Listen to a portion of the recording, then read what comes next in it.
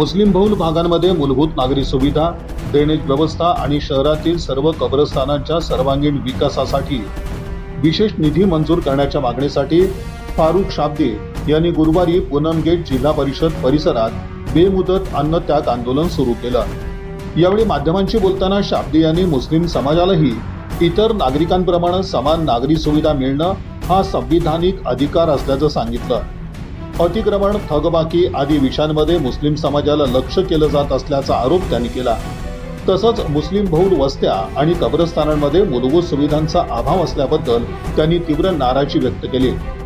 राज्य शासनानं मुस्लिम बहुल भागांच्या विकासासाठी, ड्रेनेज व्यवस्था उभारण्यासाठी आणि कब्रस्थानांच्या विकासासाठी विशेष निधी मंजूर करून निश्चित कालमर्यादेत कामं सुरू करावीत अशी प्रमुख मागणी आंदोलनकर्त्यांनी केली आहे। मागण्या मान्य होईपर्यंत अन्नत्याग आंदोलन सुरूच राहणार असल्याचा इशारा फारुख शाब्दी यांनी दिला है। कारण अन्नत्याग आंदोलन का ये है कि पिछले 2 महीने से सोलापुर महानगर पालिका की जो भाजपा की सरकार है, उसके जो महापौर है श्री कोंडियाल साहब, उनको हम लोगों ने एक निवेदन दिए थे, कमिश्नर साहब को निवेदन दिए थे, स्टैंडिंग में एक निवेदन दिए थे।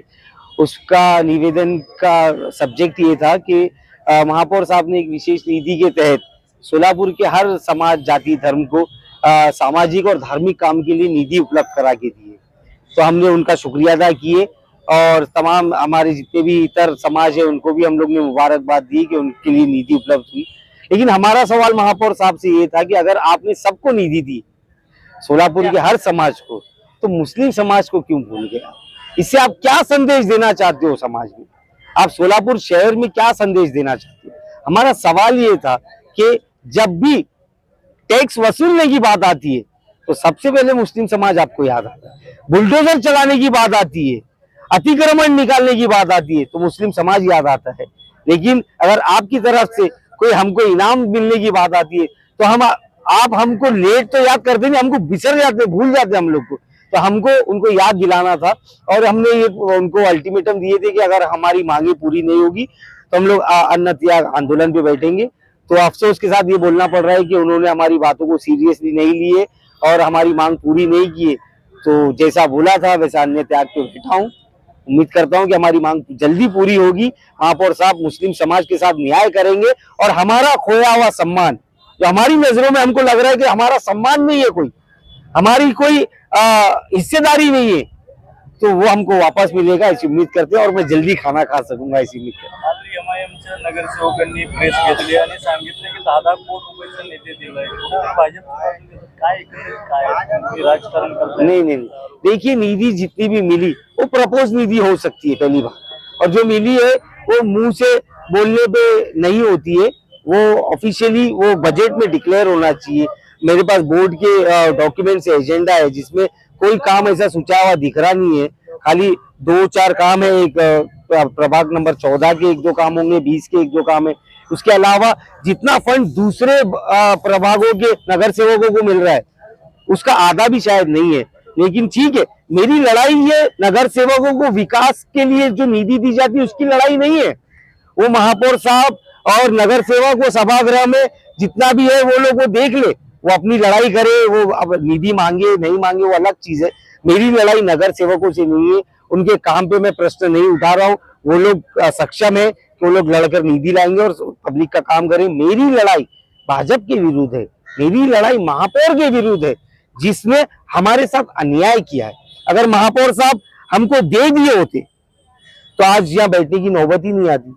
अगर महापौर साहब बोलते कि मेरे पास फंड्स नहीं है, मैं किसी को नहीं दे रहा हूँ, तो हम मांग भी नहीं सकते थे, तो हमने वो भी नहीं किए। महापौर का ये जो सौतेला सुलूक हमारे साथ हो रहा है उसके ऊपर हमारी लड़ाई है। तुमची लढाई भाजप सोबत आहे, मग एमआयएम तुमच्यावर का तुम्हाला खोटं ठरवायचा प्रयत्न करते? एमआयएमचे सगळे नगरसेवक काल एकत्रित आले होते। वो लोग अपना रिपोर्ट कार्ड पेश कर रहे थे, वो लोग जनता को ये बता रहे थे कि हमने क्या क्या काम किए क्या नहीं किए। और खोटा ठहराने की बात वो है कि मेरे को खोटा नहीं, वो ये सब्जेक्ट पे उन लोग बात नहीं किए। उनके दिल में थोड़ी सी नाराजगी है, जो इलेक्शन के टाइम मैंने राजीनामा दे दिया, वो नाराजगी को लेकर वो लोग का थोड़ा गुस्सा है। वो स्वाभाविक है, इंसानी है, वो कुछ भी है तो उसके वो भी मेरे हैं, मैं भी उनका हूँ। हम सब आज एक समाज बनकर उतरे, कोई कांग्रेस वाला नहीं है, कोई राष्ट्रवादी वाला नहीं है, कोई एमआईएम वाला बनकर यहाँ नहीं आया है।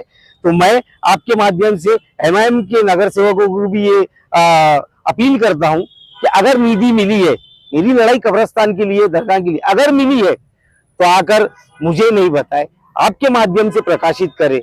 मिली है तो मैं यहाँ से उठ जाऊंगा, और अगर नहीं मिली है मेरे बाजू में गदेला लगाओ और सब लोग अन्यथा का आंदोलन पे बैठो। कोई आया था प्रशासन की ओर से, कोई आया था वहाँ पे? नहीं, अभी जस्ट बैठे हैं, अभी तो शुरुआत हुई है। सोनम वांगचुक की नहीं सुनते और वो दीपके की नहीं सुनते, राहुल गांधी को मारते मारते लेके जाते। तो अगर फारूक सिद्दीकी में 1 घंटे में प्रशासन वाले आ जाए तो मैं तो लीडर ऑफ अपोजिशन से भी बड़ा समझूंगा अपने आप को। इनकी आंख खोलेंगे, और मैं नहीं खोल सकता इनकी आंख सोलापुर की आवाम खोलेगी। तो निषेध करने के लिए मैं समझता हूँ एक नॉर्मल ह्यूमन बीइंग के पास शब्द नहीं होंगे। ये अनएक्सेप्टेबल है। मैं तो समझता हूं कि ये काम पुलिस का भी नहीं हो सकता है। केंद्र सरकार ने पुलिस की वर्दी के पीछे गुंडे लाई होंगी जरूर। ये पुलिस भी इतनी बेरहम नहीं हो सकती है कि वो बच्चों पर लाठीचार्ज करे। और आप विजुअल्स देखिए किस बर्बरता के साथ उनके साथ सलूक किया गया है। जवान लड़कियों के कपड़े फाड़े गए, छोटे छोटे बच्चों को मारा गया है।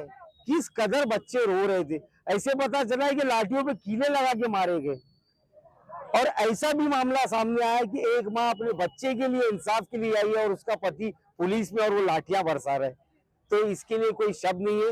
ये सरकार को नैतिक जिम्मेदारी लेते हुए ये लोग धर्मेंद्र प्रधान का इस्तीफा मांग रहे हैं। मैं तो ये बोलता हूँ ये सरकार ही डिसॉल्व होना चाहिए और वापस से इलेक्शन होना चाहिए, तब जाके इनको पता चलेगा। आज ये जो अहंकार में जी रहे, जो तानाशाही कर रहे हैं, अगर इनके अंदर दम है तो अभी इलेक्शन कराए और देखो ये जेनजी बच्चों की ताकत क्या है। इनको घर नहीं बिठा देंगे तो जो बोले हार जाऊंगा मैं।